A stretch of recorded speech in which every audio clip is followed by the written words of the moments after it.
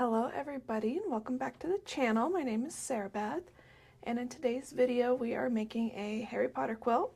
It is inspired by a 3-yard quilt pattern from Fabric Cafe. I didn't buy the pattern because it was easy enough. I mean, when you look at it you can tell how to make it. But that's the one that we're doing. I'm not sure if you can really see it that well. It's called Pretty Please. And basically you have a big block and then a square with borders around it and you alternate them. So even though I didn't buy the pattern and I did deviate away from it, I'm not going to do measurements or how to make it, just because I did get inspiration from the pattern, obviously. If you want to know how to make it, I would recommend going onto their website, it's fabriccafe.com, and buying it. And then I have made some of my blocks, the ones with the border. I have this one, that one, I think that's it, right? There's just 4 colors. Oh wait, no, I'm missing Slytherin. This one. So I wanted to keep it dark. I know with the 3-yard quilts you have your focus fabric, the light background fabric, and then another one. But we are doing things differently in this craft room. So far I have 5 different fabrics, so definitely way more than 3. I decided to do each of my squares, you know, the different house colors, just to add some added interest. And then for my big blocks, I need to hurry up and figure out what I want to do. I kind of want to do this one because the blue does break up some of the black. So it does break it up a little bit. And then I'm also torn between this one, since I did all the houses, you know, in these squares. Let me see if I can show that. Since I did all the houses in the squares, I think it might be cool to do the toss around it, or I might do this as the border. Not quite sure. I have a yard of each. So I guess it really comes down to if I can get all the blocks that I need. Because in here, let me see how many I need. I need 20, it looks like. So yeah, I guess when next time you see me, I'm going to starch and press both of these since I haven't made up my mind. And then we will meet back at the design wall, and hopefully by then I have made up my mind which one I'm going to use. So I have all my fabric cut out, and what we need to do next is get it up on the wall. And the one I went with is not the 2 that I was auditioning at the beginning of this video. I went with the newspaper print. Quilting is probably not the best hobby for the world's most indecisive person. I can never make up my mind, and I'm sure you all can relate when choosing fabric. So I think the newspaper print was probably the better choice because it will add contrast against all those dark blocks, even though I did want a pretty dark quilt. So the newspaper will be make it pop. I was going to save it for making a bag, but we will use it with the quilt instead.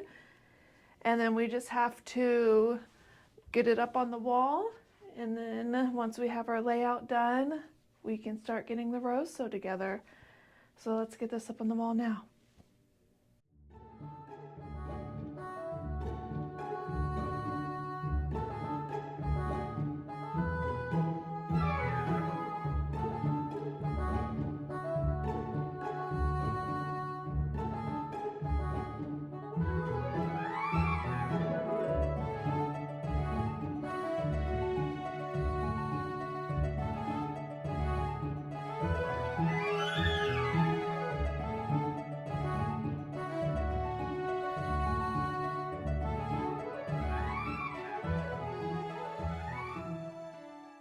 So we are on day 2 of this project.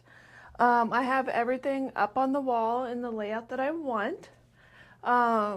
Normally with something this easy, it can be done during the day, like in one day.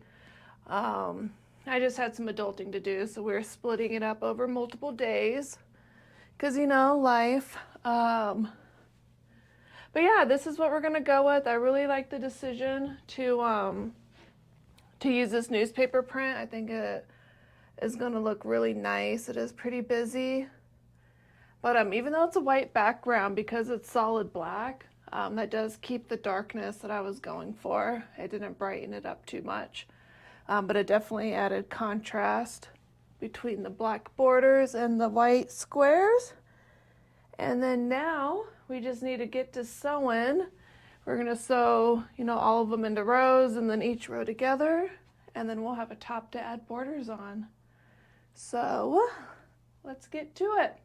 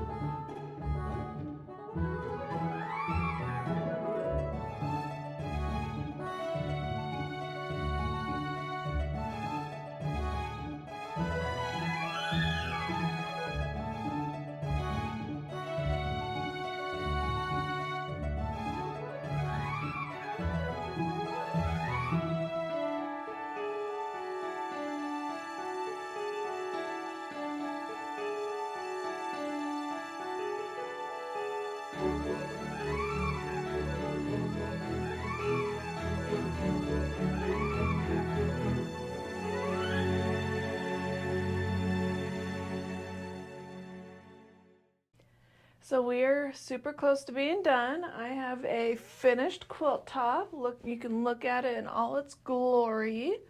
It's super cool. I like it. Very busy, and I love how even with the white squares, it's still got those dark vibes that I was going for. So I did cut out some borders. We're gonna do a skinny 1.5-inch border, and then I'm gonna do a 4.5-inch border, and then this is going to be our 1.5-inch border. It's a red Harry Potter with the golden snitch in metallic. And it's got Harry Potter written all over it. So if you didn't know it's a Harry Potter quilt yet, you will once this border is on. There's no mistaking it. And then for the 4.5-inch border, or maybe I'll do 3.5, I haven't decided yet, is going to be this one right here. And then this one is just a house toss. I wanted to do the red border just to break up the black. It would make me a little crazy having two different shades of black next to each other. So this red border, I think, breaks it up nicely. So that's the plan. I will check in once I get my borders on, and then you'll see if it ends up being a 3.5-inch or a 4.5-inch border. We shall see. Let's get to cutting.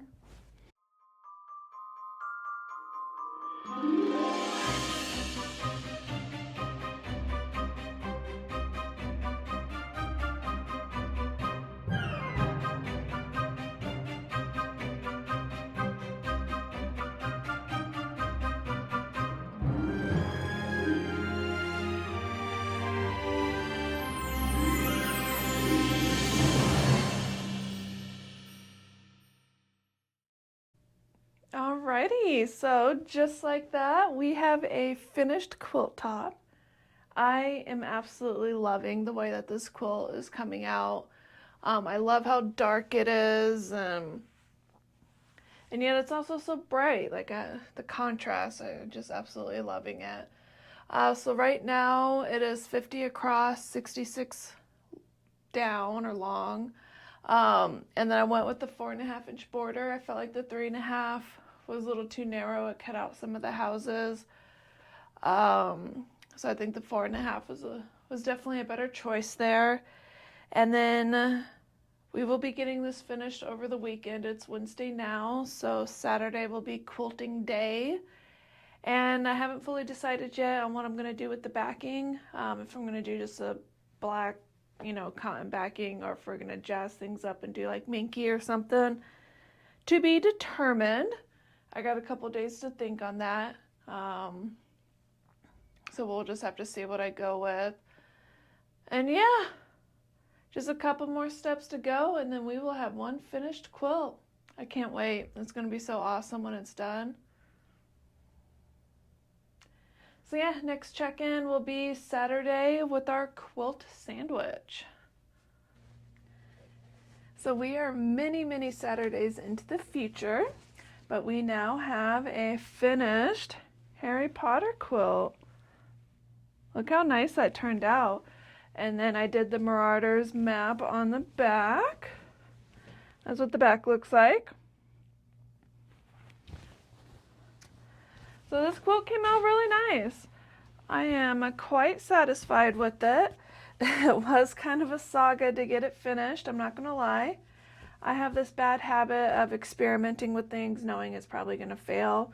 So I did originally decide to do like a fuzzy Harry Potter blanket on the back. I wanted to do the inside out method to kind of practice it, because I do eventually want to make like a fluffy comforter kind of quilt. But that ended up being like a total complete failure, not gonna lie. The blanket was awesome. It came from Temu. It was a Borgin and Burke. Super cool. It looked awesome, and it was dark colored, so like it would have looked bomb on this quilt. But it turned out to be like a total failure.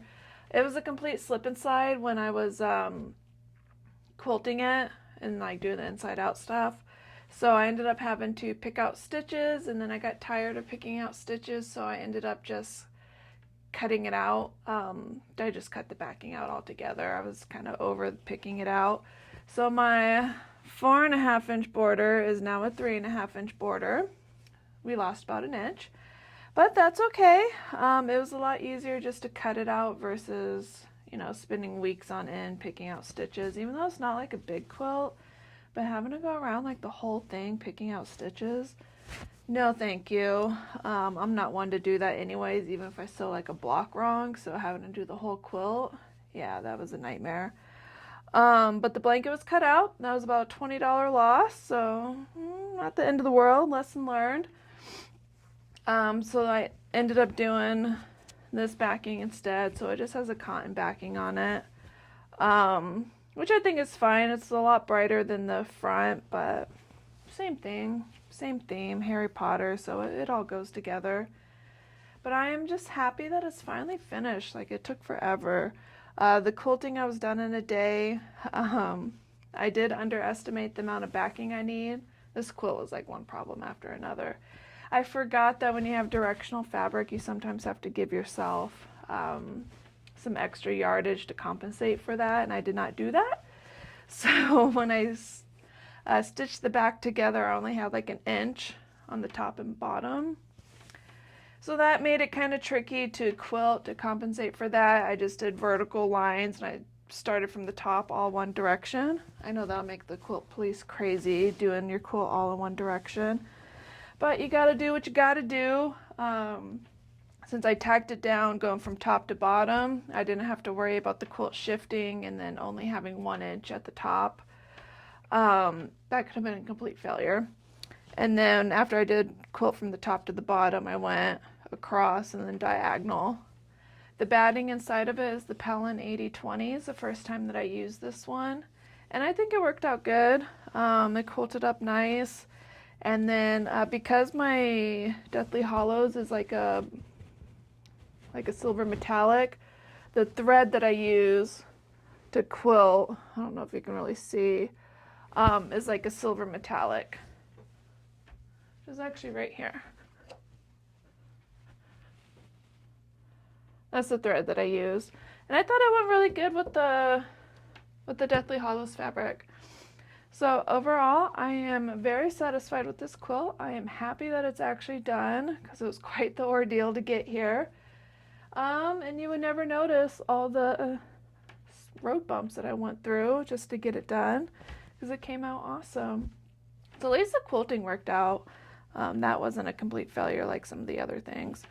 But we have a finished quilt, and if you like what you see, be sure to like and subscribe. I do have some other Harry Potter crafts coming up. I have a bag that I'm in the middle of making, and then I still have this fat stack of fabric here. So we will be making a queen size quilt next. I'm pretty sure I have enough for that. So if you love Harry Potter as much as I do, be sure to stay tuned for that.